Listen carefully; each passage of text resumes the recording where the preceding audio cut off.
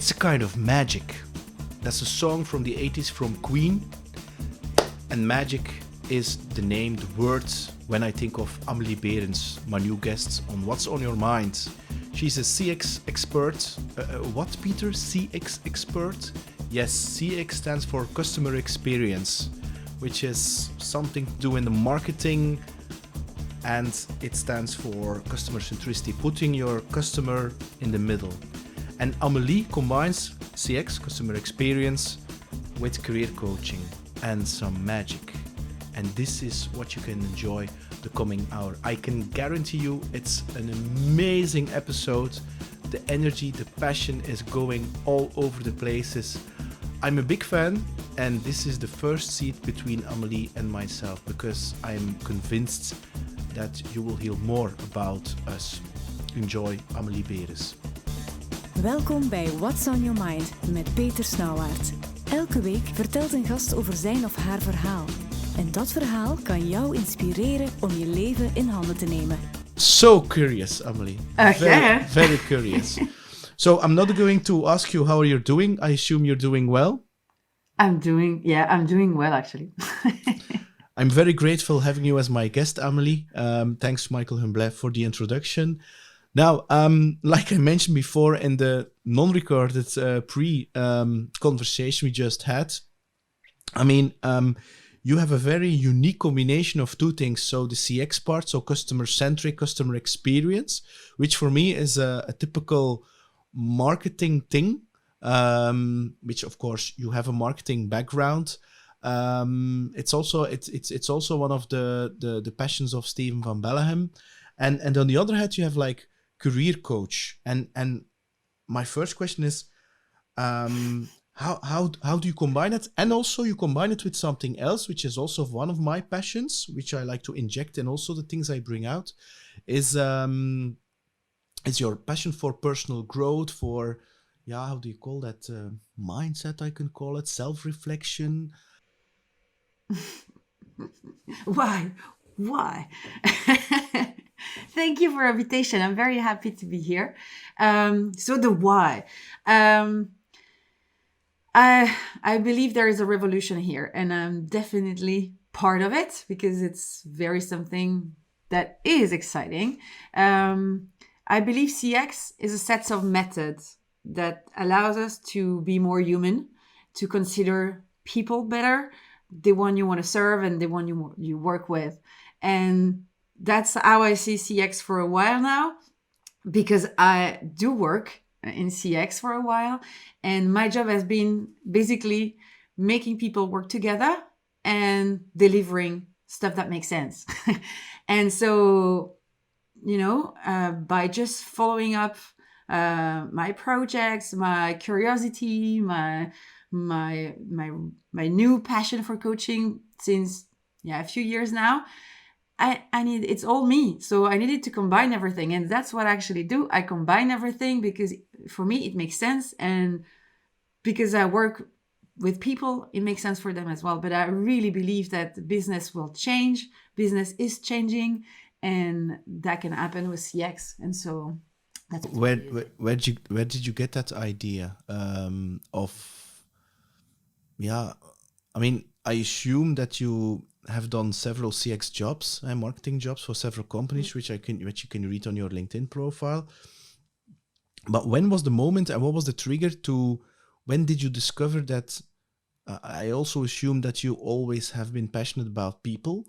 And where does that? When does that career coaching / personal growing came into? Or that revolution where you wake up after a meditation in Thailand or in Tibet and it suddenly came to you? No, it's less glamorous than that. I did a major burnout 8 years ago. So I had to take care of myself. I had to learn how to take care of myself. I went through a very intense journey to recover from that, physically and emotionally. Physically, it was okay. I burned myself enough to recover quite fast. A few months was enough. But mentally, my God, emotionally, I had a very serious work to go through. And I tried a lot of alternatives because I like trying things out. My curiosity brought me to different areas. And at one point, I discovered coaching. Mhm. And it was at a point where I was still struggling into many aspects of my life, professional life, Mhm. where I was going as a professional. What the hell was was I supposed to do next? Also, how I could collaborate better with people, because I was more and more facing resistance, because I am an agent of change in companies, because I'm in a new area, something that is changing all the habits of people. So it's not easy to face resistance. And I was very aggravated by that. And coaching came up, and I got some answers. And that was awesome because it was answers from myself. And I think that magic needs to be spread because you can find the answer you have in your mind for since the beginning, but you are tweaking yourself and tricking yourself into not seeing them for many reasons. And yeah, so this coaching methods helped me to clear out my ways, get out of my own way. Mhm. and and then I wanted to use these tools in my job, which I did, and it helped me so much. And I started again to love my job, and I knew then where I was going, because that was, it lit up. Yeah. So that was, And yeah. were you not listening to your body, and you were just going, and so you went too far and your body just said stop, and now you have learned to listen to your body? Or how did that work for you? I did. I had a major break. I mean, it was my mind and my body were not connected, Mm-hmm. definitely. Okay. So I got exhausted. My body, I had like 20 kilo less than I have today. I was just bones and skin. And all my friends were worried at that time. Mm-hmm. So they helped me to stop. That's where I got lucky. Um, but then that's when I stopped, that I saw my body was broken. Mm-hmm. And I started to help my body to get better. And Mm-hmm. that's when I uncover all the emotional and mental things that I had on me at Yeah. that moment. So I first took care of my body because I needed it to function anyway. And then I realized with the emotional work that I needed to make the connection. It was about time. I was Mm. 30.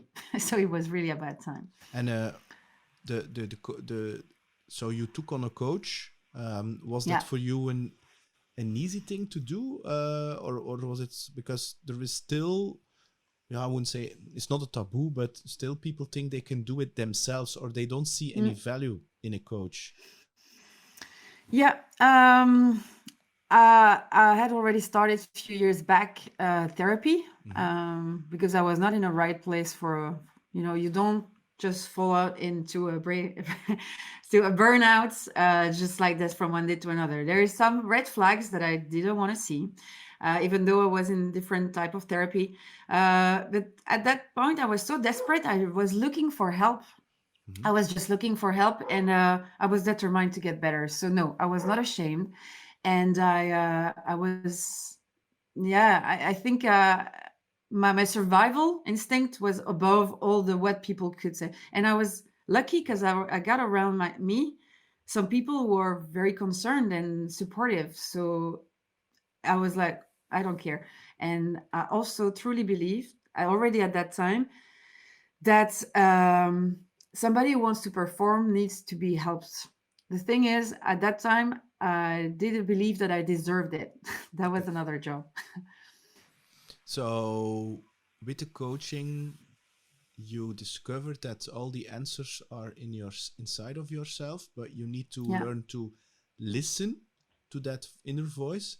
And second is that you also discovered all the how do you say that, the limiting beliefs about yourself Mm. which were holding Yeah. you back. I had absolutely no confidence in myself. I was constantly bashing myself internally. I thought I didn't deserve everything. I was not. I was terrible coach in my head for myself. I was really not helping myself go through it. And I met actually therapists, coaches, and people who helped me to actually see what I was, or worked as a mirror or something, and helped me to accept actually more than understand and accept, because the answers come later. That's another process. At first I had to see what I had and see myself as a no, I don't know the truth. I don't find the right word. It was at least see a truth of my a true self, Yeah, something yeah, that is yeah, actually yeah. here. Because everybody is born perfect as they are. You are enough, and still everybody normally has some kind of fear or some kind of I'm not good enough about him or herself, and they do sometimes smart things and sometimes stupid things to compensate that.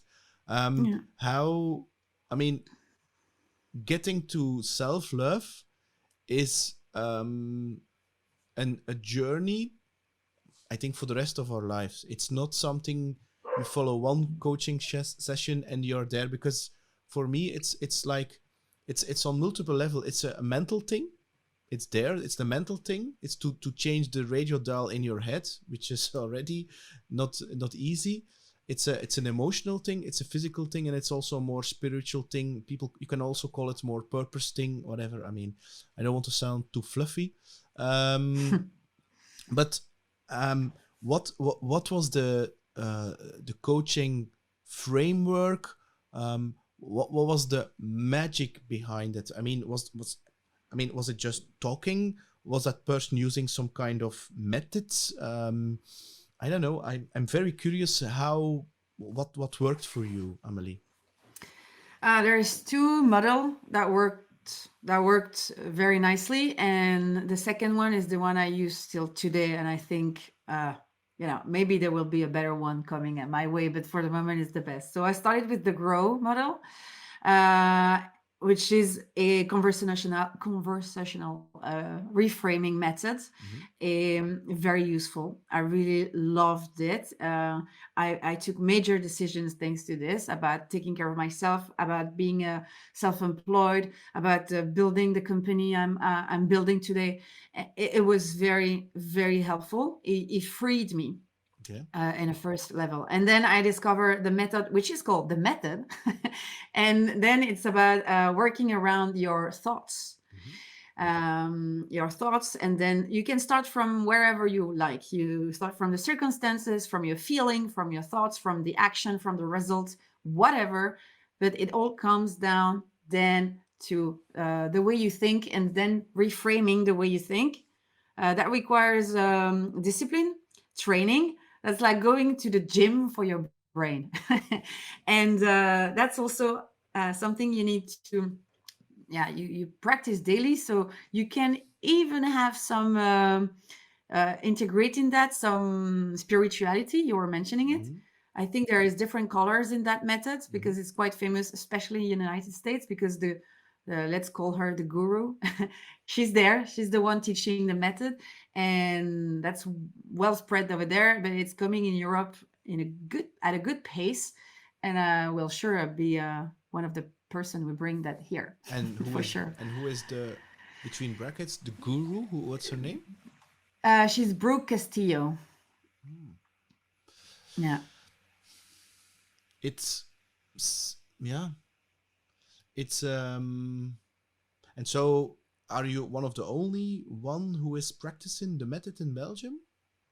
I don't know. I have to admit that I grow my network very organically and with chances like we met. I'm not actively looking to. I don't even know if there is coach communities here in Belgium, because I'm very deeply into CX networks, because I have a lot of that's where it is. But in coaching side, I'm not there in a coaching communities, but I guess no. I guess there are already some Belgian coaches. I'm pretty sure there are.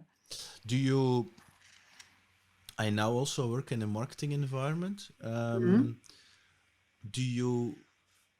I mean, the fact that I combine like sales and personal growth mindsets and sometimes spiritual stuff.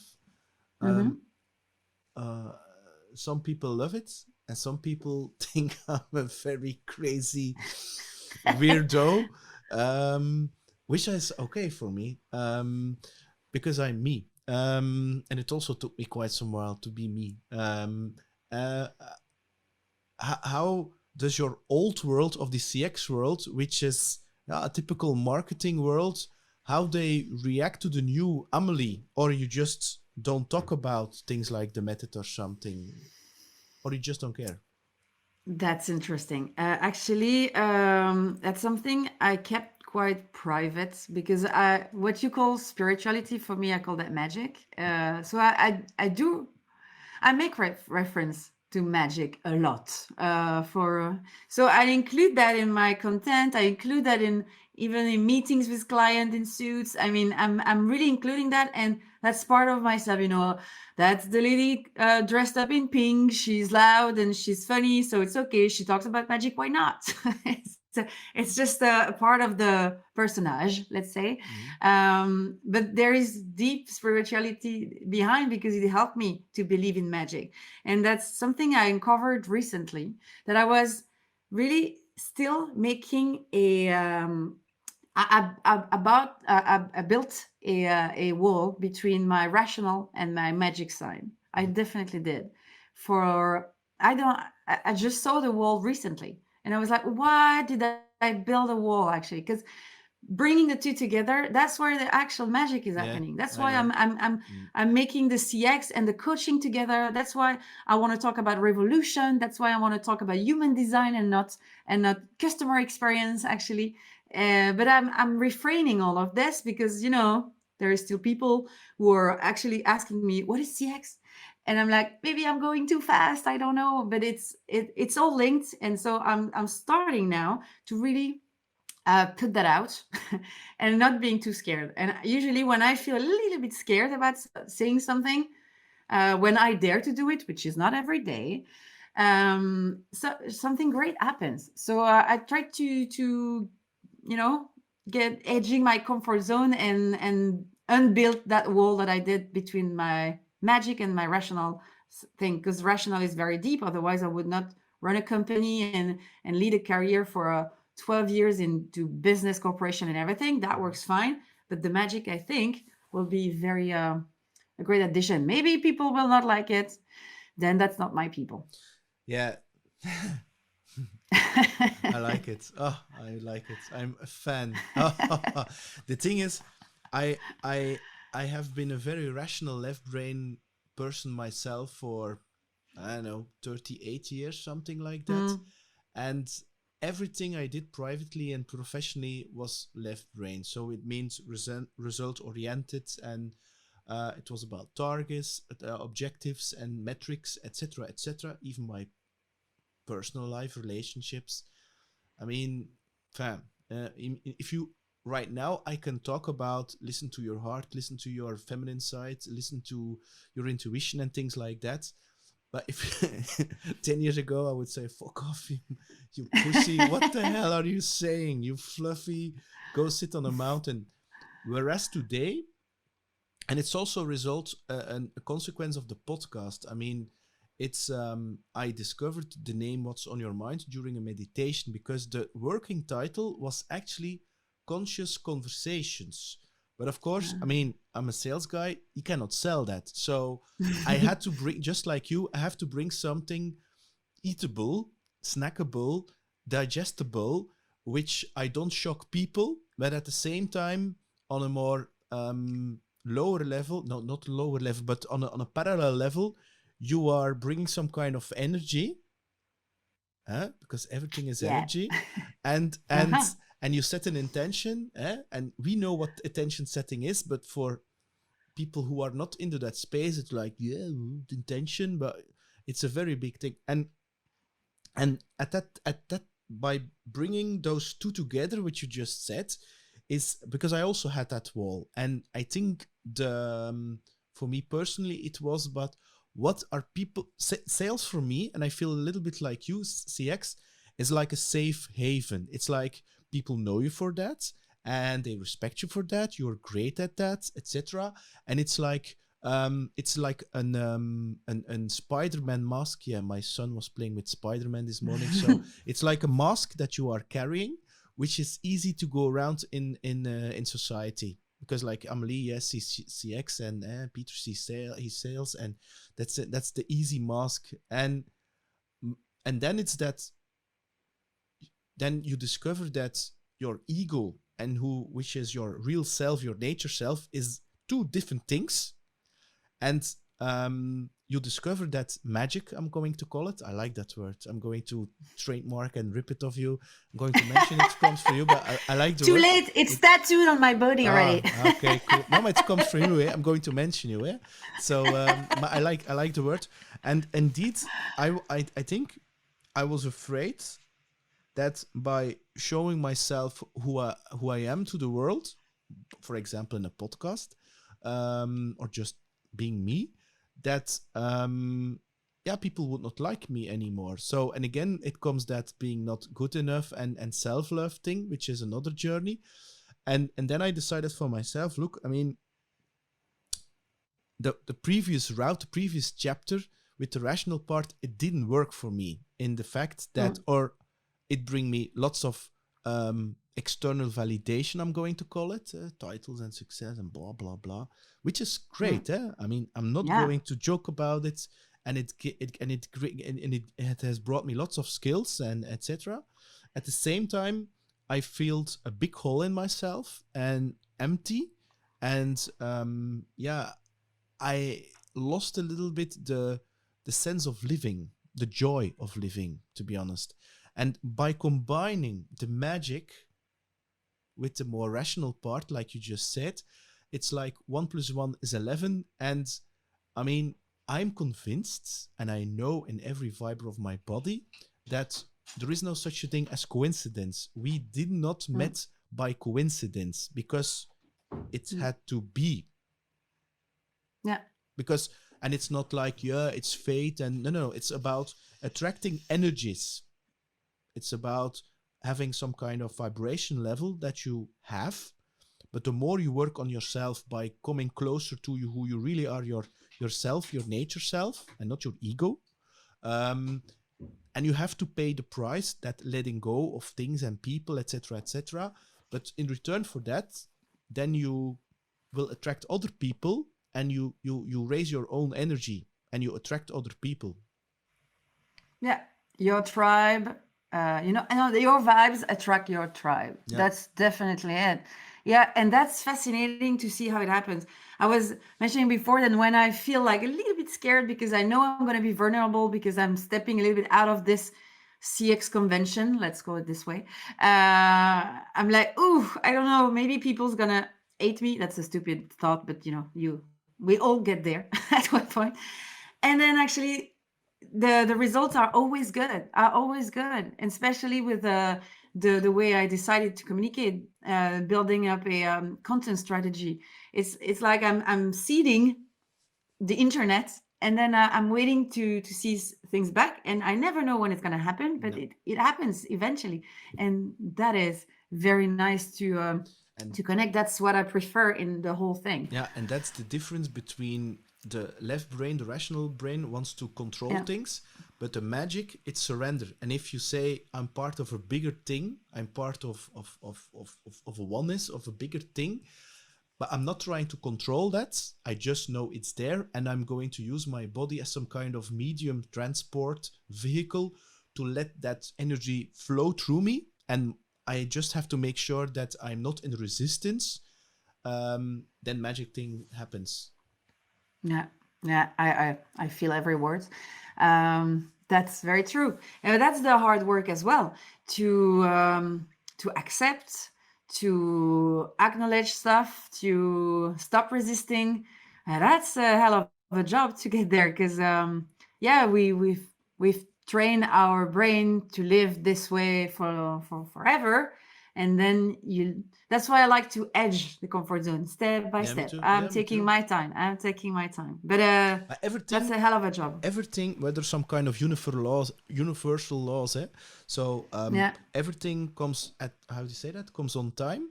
That's one of them. yeah. Eh? So I mean, I'm quite impatient.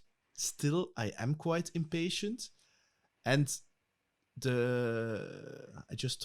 was meditating this morning, and I said to myself, because something happened yesterday with some colleagues and some projects which were not working very well, and then I tend to go in a very rational red red manner Mm, of taking action and execution, and there were certain commitments made by certain people, but they didn't do it, and then I get frustrated, and then I even become more redder. It's not a word, mm-hmm. redder, but and then I start pushing, and pushing does not work, and then I have to meditate and to become very conscious of myself and say, Peter, this is ego stuff. Let it go. It doesn't matter. Let it all go. It will unfold in self. Just let the process do its thing. You planted the seed. Let go of the control and just surrender and just go slowly. You don't have to. Allez, everything will come on time. And coincidentally, I spoke to my ex-coach, my coach Muriel Mali last night, because she is publishing a book, and we talked also about that, because I said, yeah, I want to push things, and then by just really taking the time, focusing on my whole body and not on my ego, and really letting go, then suddenly things happening, manifesting. Mm-hmm. Then I get suddenly text messages. Yeah, I had a thing. I'm not going to go in detail because I don't want to talk about that person. Spoiling. Yeah, and then you get text messages, and he or she said, look, something happened there, but now I fixed it, and it's happened. And I'm like, okay, cool. And because also the frustration, the irritation. I mean, it's me myself that I'm feeding with toxic um sentiments or feelings like irritation and frustration. I'm feeding myself, and but I can choose. Have to take ownership of what I want to feed myself, and those feelings I've now learned, it's temporary. It's not a state of being all the time. It's just something that I feel, that I should feel like, okay, why am I frustrated? Why am I irritated? Can I do something about it? And it's real, and taking the time in just being reactive and being a slave of my emotions. Mm. Yeah, I can totally relate to that because I'm an impatient person. So definitely I have some work and some practice around all frustration, resistance, pushing. I know. I know my deal of it. And yeah, you have a great practice because you really take the commitment to observe yourself when you feel that. And I think that's the key.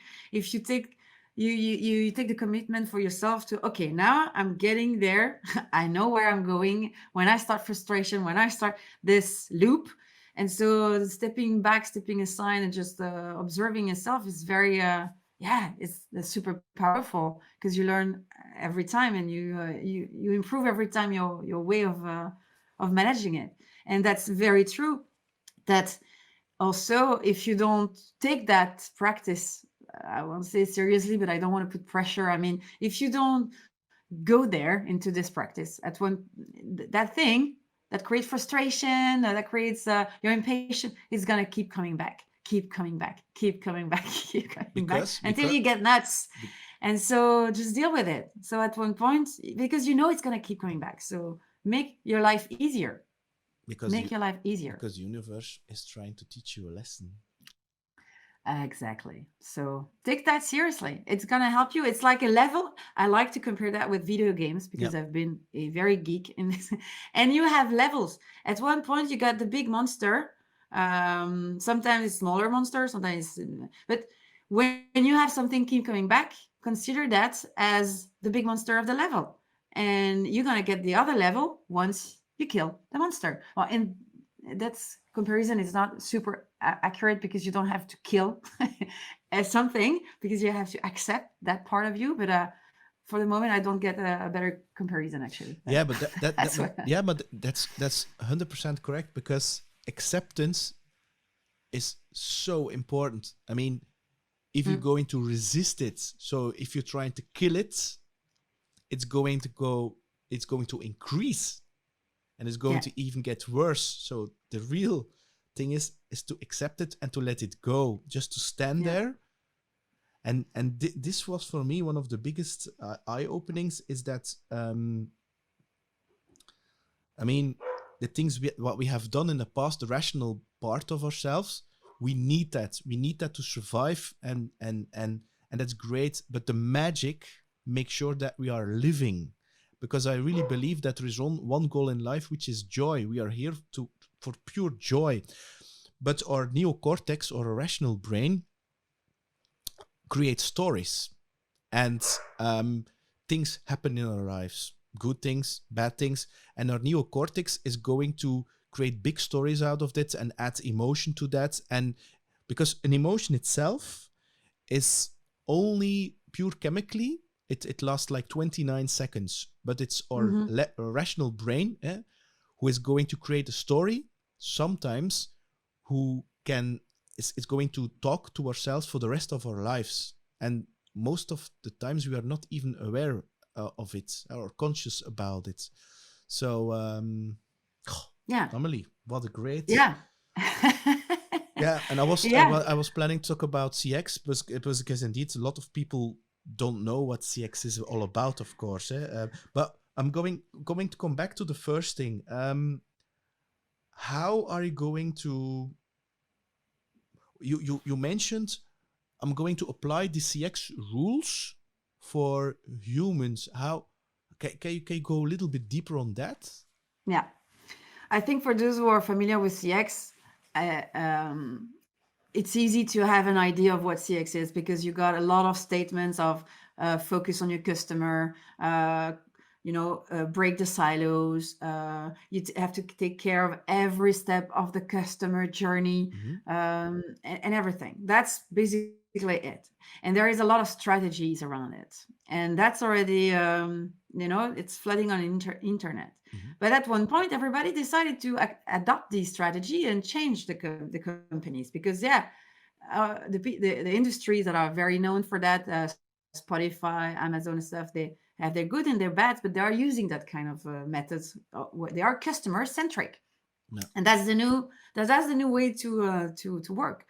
CX is the set of methods that allows people to implement. It's not only about a strategy. We are all familiar with the strategy because there are very good speaker, inspirer out there talking about it.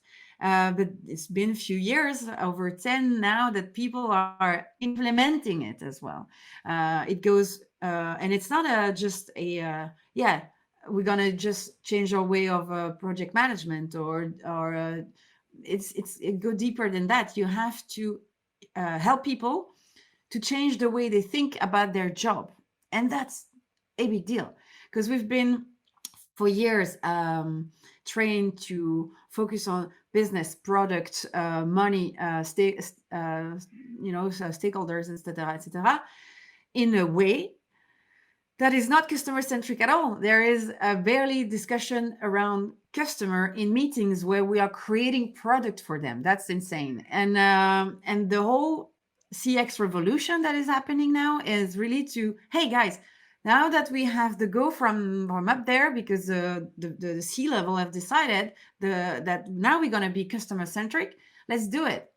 And that's not easy, because then people are doing their job for 5, 10, 15, 20 years. You don't change them like this. It's scary. It's scary because it's changed. You were mentioning our cave person brain. This is one of the biggest thing.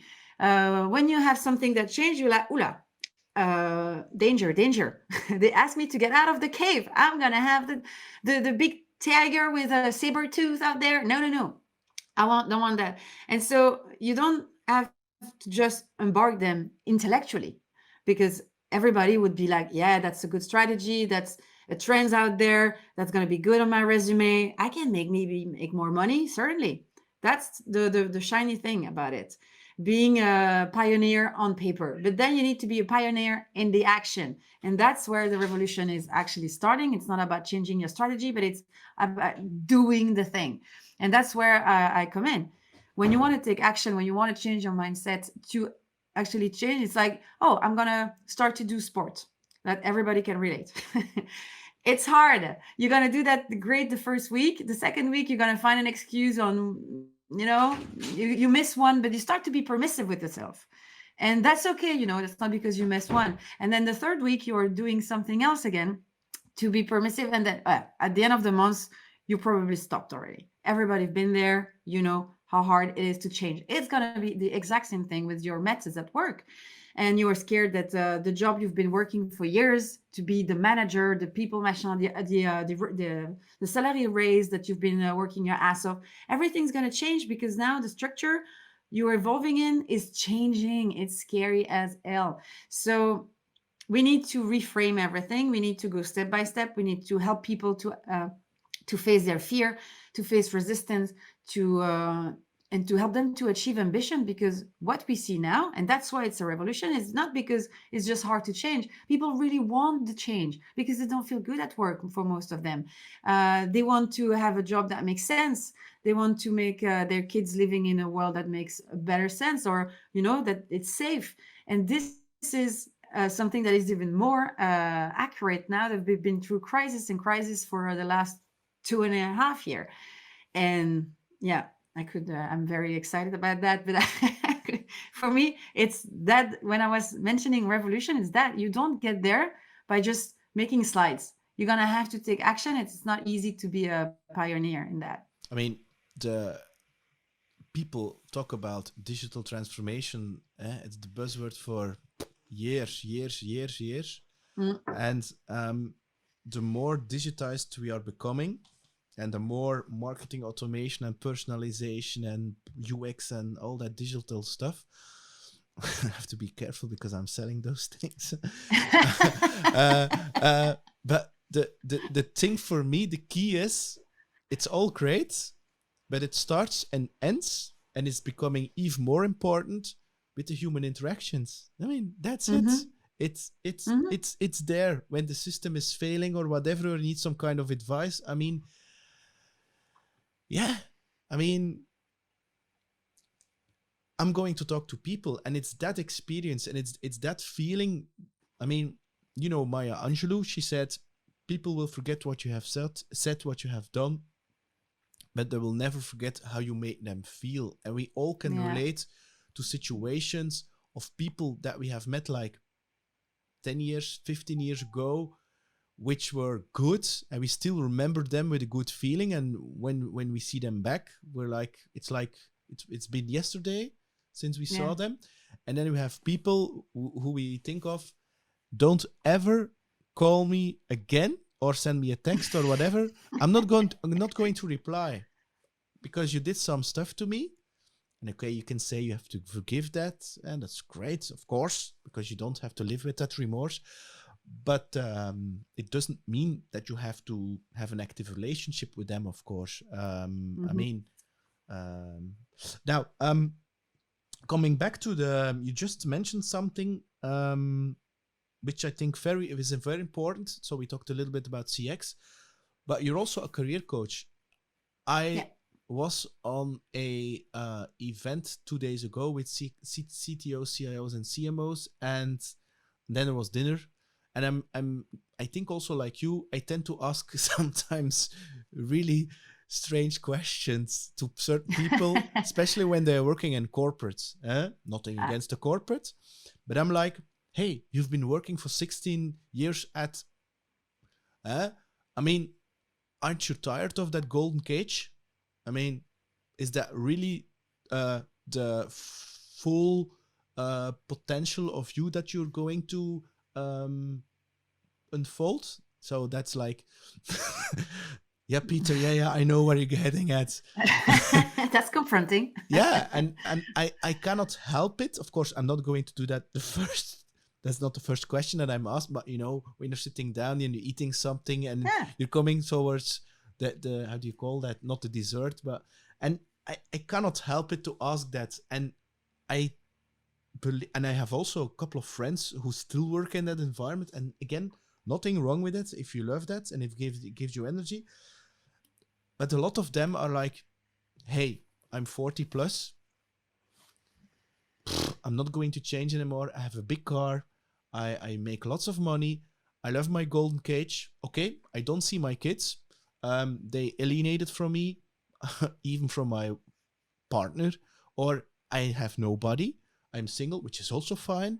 I cannot find anybody. I even cannot connect with myself. I don't feel well. I mean, there's still a lot of people, I believe, who are living in that golden cage.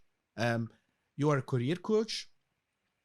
I assume that people are coming to you because they are in gold cage and they're like, I'm trapped, I want to get out. I assume it's correct.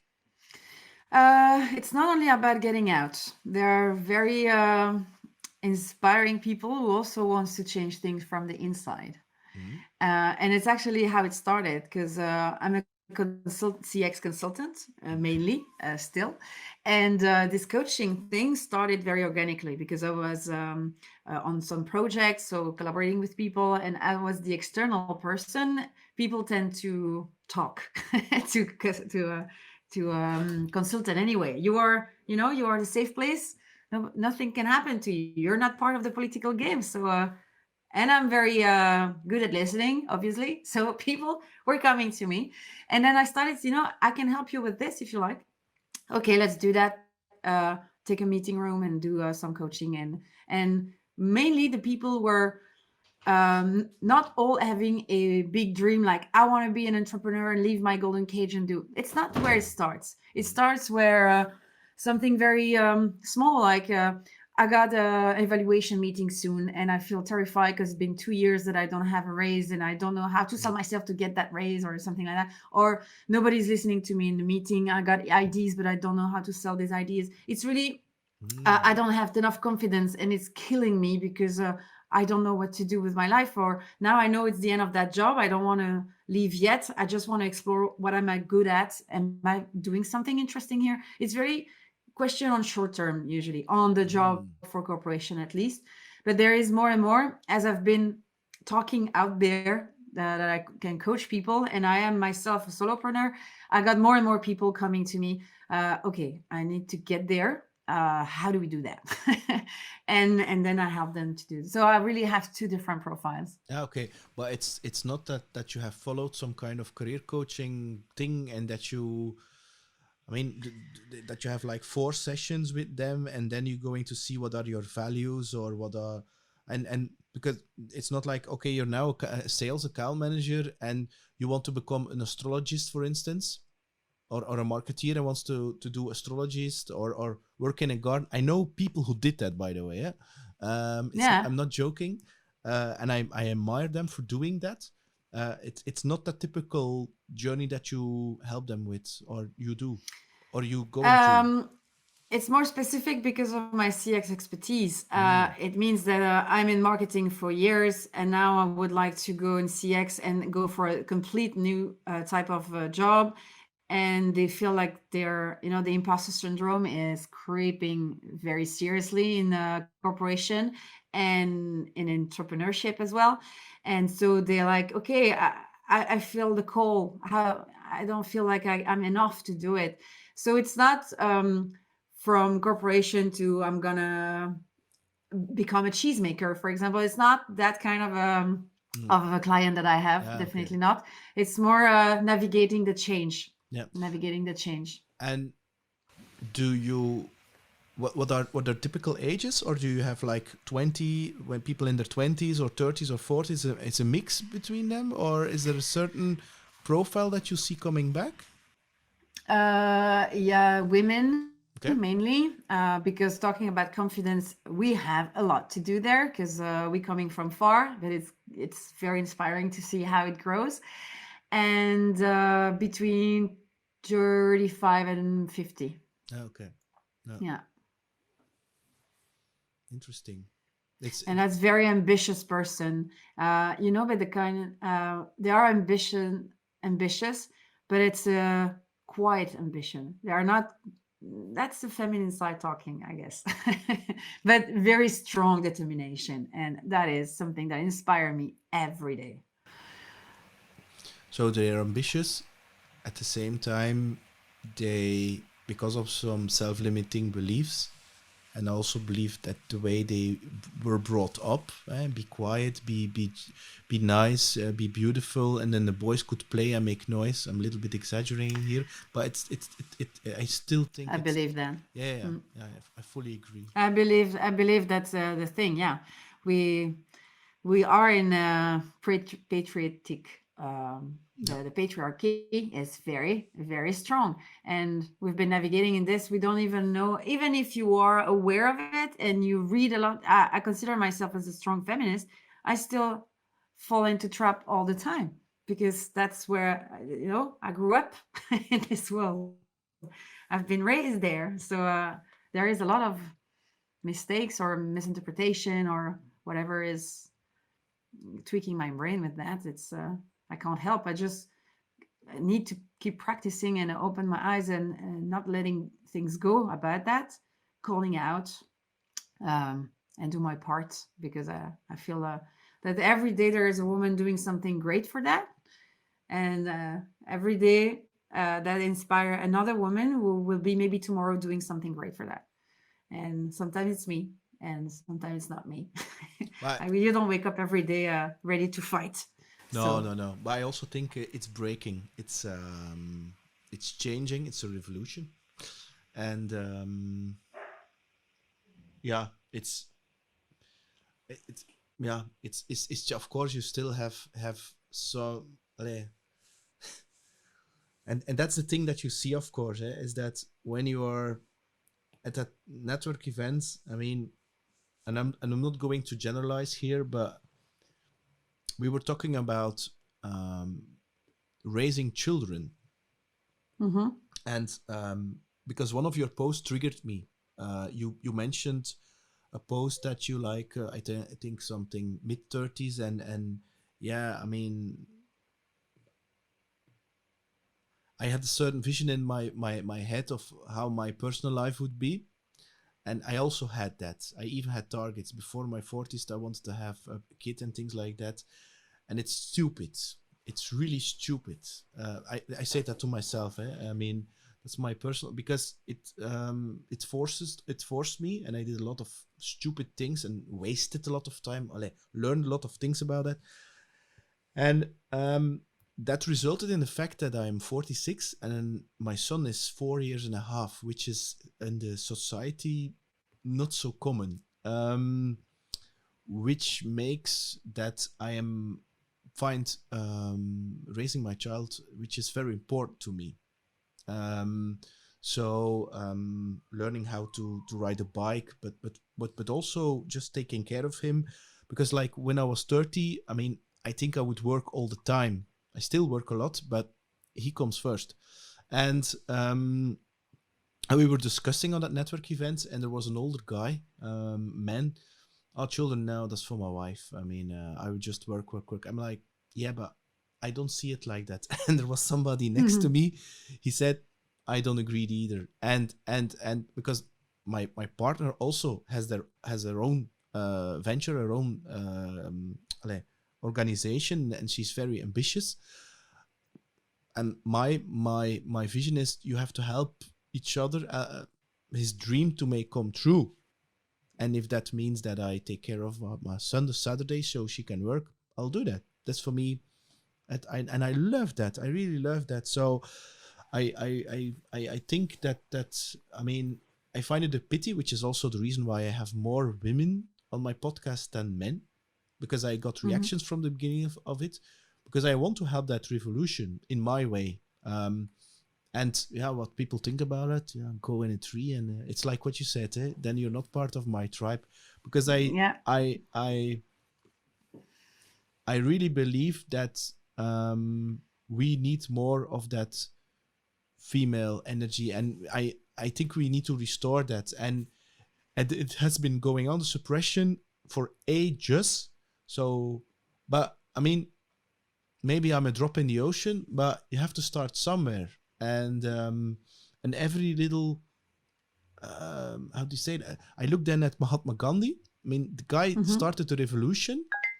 I mean, you can also start the revolution not by how do you say that, by starting a war, physically then. But if everybody is working together, I mean, then we really can break that wall, can break it. So yeah. I think you're right. You're talking about children or our evolution. I think the key is community, and it starts with kids, of course. I mean, they are the grown-ups of tomorrow. Just take care of them, please do that, people. And the community. If you only focus on yourself, okay, you need to start with yourself. That's where we started. Self-awareness, taking care of yourself, because an empty, if your battery is empty, you can't give anything. You need to be able to wake up every day, have the energy to do the thing. But the community power, let's say it comes second, is super important. Take care of the people around you, help them to raise, help them to accomplish, help them to do whatever it sounds good for them. And that's important, I think. There is a lot of ladies who start to be in community, start now, but they are in communities for that very reason. It's super hard to be on your own. It's super hard, specifically when the world is not, programmed for you. So of course, minorities and women are very happy to find communities.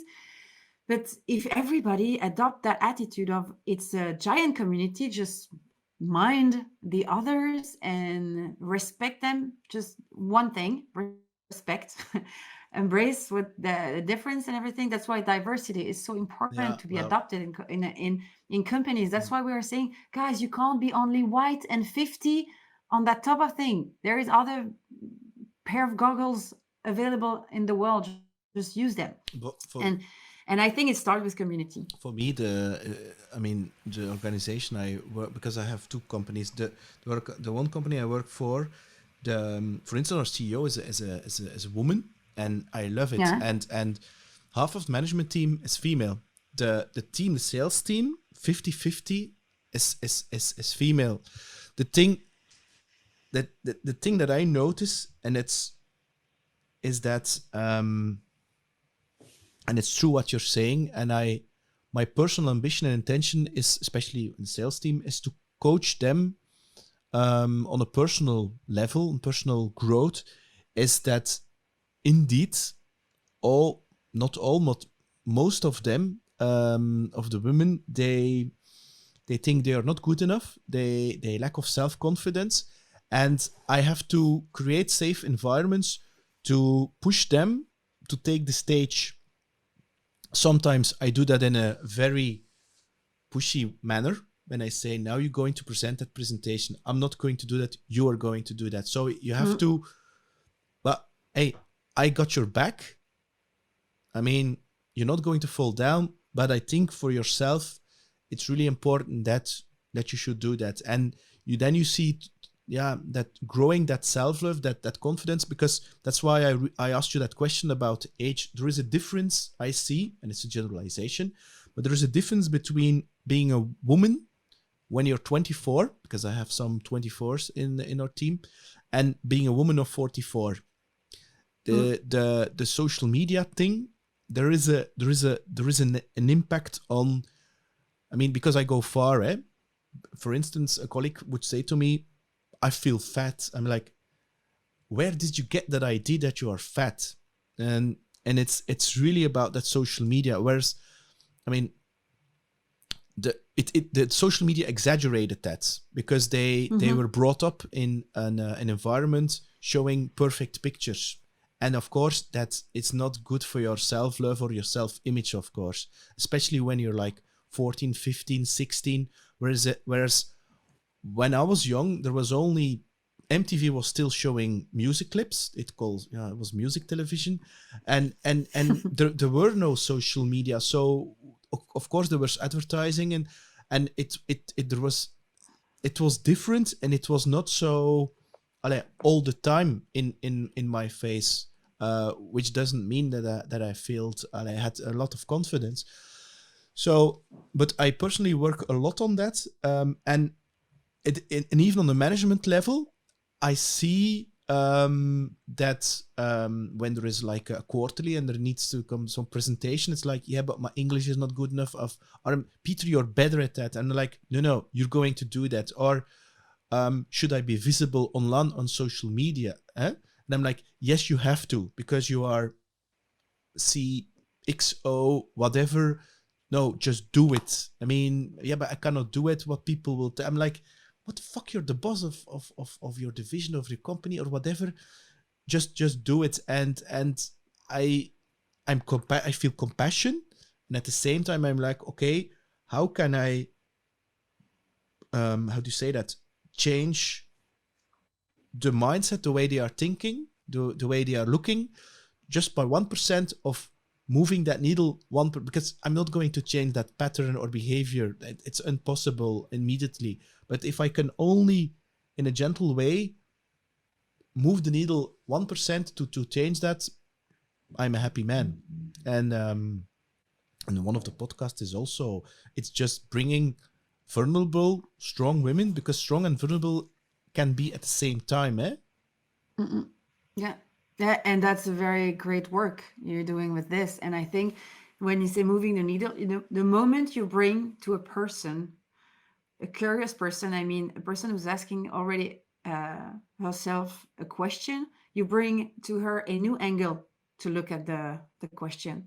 You're already changing things big time, because you will raise in this person some emotions, because you will raise a new thinking pattern. Yeah. And that's, like you said, when the moment you impact somebody in an emotional way, that's a good sign there is something happening. Yeah. And maybe you will need to move the needle and change the angle for years. Yeah, but But the destination is a journey, yeah?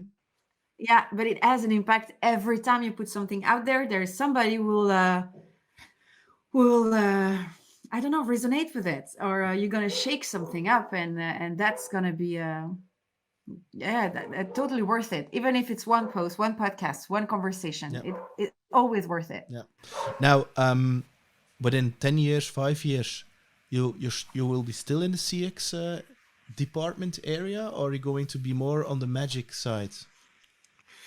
Ooh, good question. My dream is to get them together, really. And I think because I've been working on that, and building that wall that I've created for the last 6 months is what I've done, and building that wall. I have already big project for this summer to already come up with like, hey, welcome in the magic CX revolution here. Wow. I don't know yet how it's gonna go, but it's gonna go. Something magic must appear here. And I think I'm ready to see where that magic will lead me. But I would be so happy if people can feel the magic at one point. So I think the magic will be important. And if CX become magic, that's even better, I guess. But yes, because the moment you said, and also the energy you bring with you mentioned the magic CX revolution, is that, and that's my personal opinion, is that CX for me is still a thing which a community of CX lovers, they spreading out the word, and at the same time it's still like that cloudy woolliness thing that is for most of the population, even in business, totally not clear. It's very comparable to a bunch of developers there. They're like that strange breeds, and then you have, because I'm working with these CX people. Of course, they don't call themselves CX, and they for me they're like a breed, just like developers. They have their own rituals, and also the fact is that they have their own language, which for me I don't always understand. And so, and also the fact, because they look at me because I sales, and they're like, yeah, you stupid, you only know a little bit of, so we don't know the detail. I'm exaggerating, of course. Obnoxious people. Yeah, But but okay, I'm sorry for you. no. But that's the thing. So I think that's great that you humanizing CX more, and that's actually the thing I appreciate most of you is that you bring it in a very human way and not in a marketing way. And for me, it's about Amélie and Peter, and it's not about CX and sales. It doesn't matter. It's about two human beings which are expressing their potential and who they are and their passions. And for you it's CX and for me it's not. Although I'm very customer centric, it's for me a very big team, going from operational excellence to customer centric and every step in the way. And it's a journey, and so I'm very passionate about it, but I'm not a CX expert. Okay, now coming back, we're going. So your big dream you explained. If you and me would go back in time, and we would meet in a bar or a restaurant, the 18-year young Amélie, what would you tell herself? Love yourself. You're good enough. Everything is going to be all right in the end. I got it. It's already a very good message. I will tell her, you can do it. You can really do it. You will see at the end everything will be all right. And if it's not all right, it's not the end yet. It's gonna be tough, but you can do it. I believe in you. I think that's, and of course I will make her a hug. Big hug, because she needs that. She does not know that, but she needs that. Beautiful. Yeah, I think you make me think about in 10 years CX and the world of CX, your perception of it. It's been, I think, a year or something that I think of changing that CX and talking about human design, and I'm afraid that nobody's gonna get what I mean with this, that I'm going to hide. If I bring magic and then human design, people will say, what the hell are you doing? But I think maybe it's, I need to find a way that people understand that it's about people and not only about CX, because CX is about people.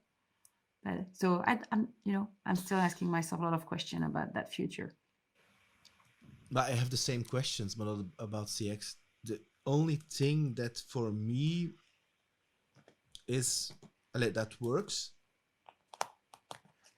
because the thing is, once you start combining the magic with the rational part, is that, I mean, and it's a tricky question, within 10 years, because you don't know, and it doesn't matter, because there is only the here and now. I mean, it doesn't matter. I think, I mean, if you want to have a great life, start with a great day. How can you make for yourself one great day? One great day, one great afternoon, one great hour, one great minute. And if you focus on that, on the here and now, of making that great, connecting with great people, being friendly, being compassionate, changing your own environment in the moment, right here and now, doing the things that you love and that give you a positive energy, and experiment and play. I mean, I'm also a magician. So people are like, how in the hell are you going to combine a podcast with sales, and of course mindset, personal growth, sometimes spirituality? I mean, and I was quite afraid when I mentioned the word spirituality, magic, when I did the videos with Michael Humblet, and then it put it on LinkedIn. I was like, oh no, what people think of me. And but I'm still alive, and people like, well. And then you have the rock and roll thing, and then you have the sales thing, and I'm like, it's me. It's just, these are just roles. It's just my take, how I going to, how do you say that, sales, or in your case CX. So it's just how I see it and how I'm going to fill it in. And I think that's the key, because maybe in the past I listened too much to other people's opinions, how things should be in terms of sales or whatever. And I'm like, no. Today it's really about how do I want to be in the world. So it's again about that self nature. And so for me, I see it as you are walking or driving on a path, and the paradoxical magic thing, there is no path, but anyway, that's a different thing.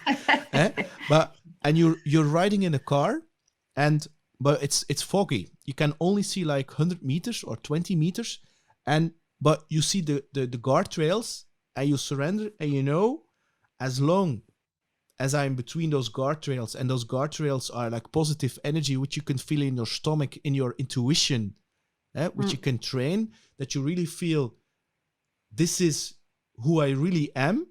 This is, instead of, these are things that I'm doing for external validation. Look at me, because external validation is always because of lack of love, of self-love. But if you're really doing the things who you really are, and you follow that path, and if it's CX, if it's sales, if it's magic, if it's the magic method by Amélie, if it's making a movie, if it's making a podcast course, if it's making LinkedIn videos, it doesn't matter, because it's always that energy that Amélie is bringing, and then you will have a fantastic life. And then you also, and then we're going to go deep magic, is that you come into the I am state, and the I am is really the fact that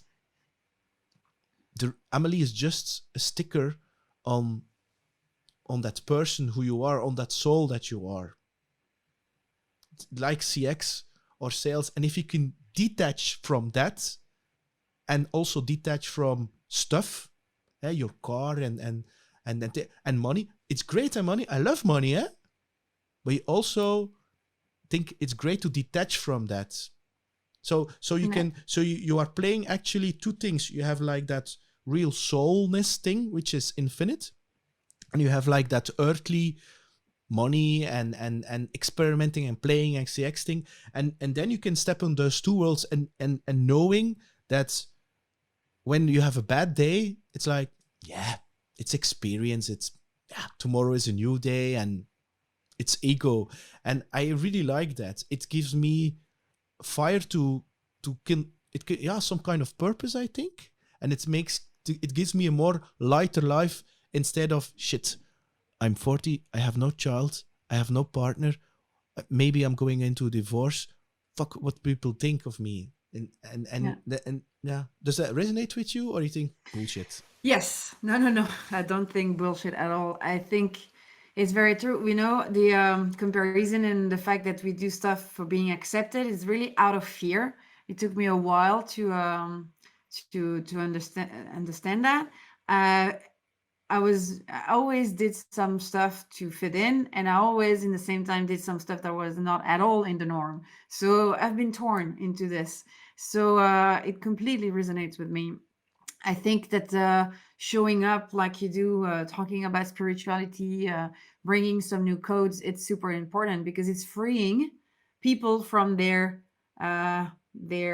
box, actually, because we are taught many rules.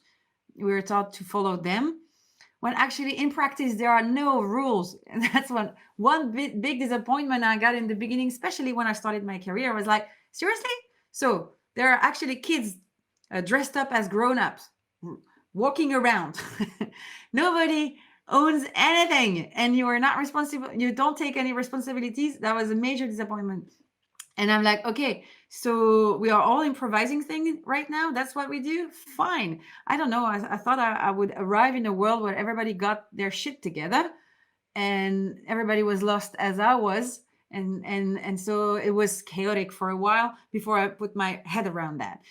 And so because we are taught so many rules and so many things that, if you want money, you should do this. If you want, and it's still all over the internet. You want to do this, just follow these 7 steps, and then you got what you want, which is complete bullshit. And then by showing up vulnerable, by showing up with different ideas, you bring hope to people and not fear to be rejected because they are not like the other one. You bring hope. And that's so powerful because the guy is doing this and yet is not a hobo or something. It's like he's doing a great job. That's it. That's not just being crazy. That's spot on. And that's what you are bringing also. You're doing CX, you're making money, great money. You're talking with lots of big brands. And at the same time, you can talk about magic and self-love and really discovering people who they really are. And I think really that's the thing that we need to solve right now. If you're a man or a woman, it doesn't matter. Even that doesn't exist. You have to take care of your female energy and your male energy and make sure they are both treated well. You have to feed them well. And it doesn't matter what gender is on that. And so that's completely true. And it's not the one or the other. It's and create your life. You can do what the hell do you want to do. I mean... It's correct. Love it. There is no rules. There is no rules. And there is no rules. That was a real breakthrough in my life today. I accepted that there were no rules. And sometimes I'm still scared. I'm like, but it's like, I feel like the rules are not going to answer to my problem right now. So I need to be creative. Am I strong enough? Am I creative enough? Doubts all around. But then, that's the whole work to get there. But the rules are not bringing you where you want to go sometimes. So just break them. The rules are limiting you. The rules are made for, and that's the thing when you look at society, somebody created rules to keep us down, to keep us small, especially women. For some kind of reason, but that time is over. Because the revolution started already. And to bring the circle back, is the 20th of April right now while we're recording. That's the time when Prince went to heaven, and his band, one of his bands was also called Prince and the Revolution in the 80s. I don't know why I'm saying that, but it doesn't matter. I'm a big fan. Because of revolutions, inspiration. Perfect. Yeah, of course. And that's the thing, inspiration. I hated the word inspiration. I disliked it. I'm like, what the hell? Inspiration is the thing that starts people doing stuff, getting people started.